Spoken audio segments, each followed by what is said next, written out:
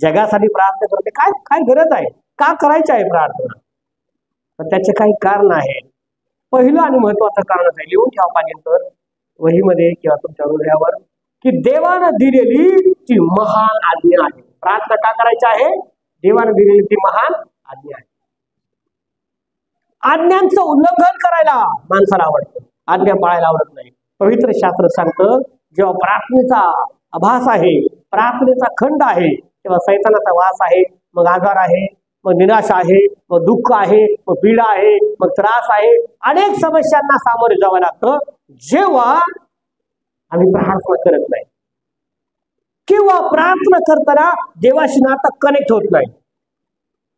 आता मोबाईल आहेत, आता वायरीची गरज नाही. पूर्वी लँडलाईन फोन होते आणि लँडलाईन फोन डेट झाला तर वायर काढली, कनेक्शन काढलं तर फोन काय होत होता? डेट होत होता.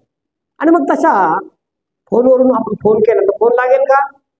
किंवा हा फोन आहे, समजा आपल्याकडे जो फोन आहे अँड्रॉइड फोन आहे, त्याच्यात सिम नाही आणि तुम्ही बटन दाबतात आणि फोन करतात, फोन लागेल का?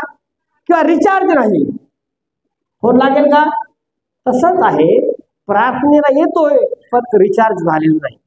प्रार्थना येतोय पण त्याचा फोन चार्जिंग नाही किंवा त्याचं जीवन चार्जिंग नाही. निराश आहे, नेहमी तोंडावर 12 वाजले, नेहमी 12 वाजले.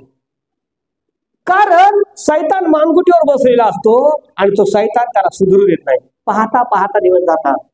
जे हृदय आहेत त्यांना विचारा, त्यासंबंधी कधी म्हातारा झालो, कधी पोरं तरुण झाली, कधी नातवंड झाले, आम्हाला समजलं नाही. आम्हाला असं वाटत होतं आताच तर आता सुरुवात झाली, पण कधी थकलो माहित नाही. प्रार्थनेचं तसंच आहे. जेव्हा मग हातपाय ढळमळतात, मग वाटतं प्रार्थना करावी, मग वाटतं मंदिराला जावं, मग वाटतं उपासना करावी. पवित्र शास्त्र सांगत आहे प्रियांनो, प्रार्थनेचा खंड पडू नका देऊ.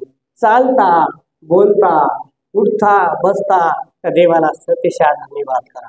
निमित्त काही असू द्या, मात्र प्रार्थना करा. कारण परमेश्वरानं दिलेली पहिली अत्यंत महत्वाची आणि महान आज्ञा आहे प्रार्थना. दुसरी आणि महत्वाची गोष्ट, सर्वात आद्य कर्तव्य, सर्वांचं महत्वाचं कर्तव्य काय आहे? प्रार्थना.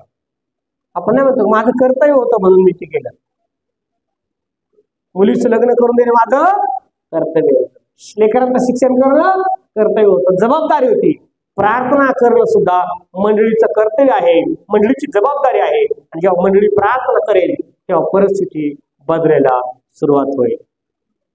आणखी महत्वाची गोष्ट, तिसरी आणि महत्वाची, इच्छित गोष्टी मिळण्याकरिता, जे इच्छा आहे, ज्याची इच्छा बाळगली, जे पाहिजे आहे ते मिळण्यासाठी आम्हाला काय करायचं आहे?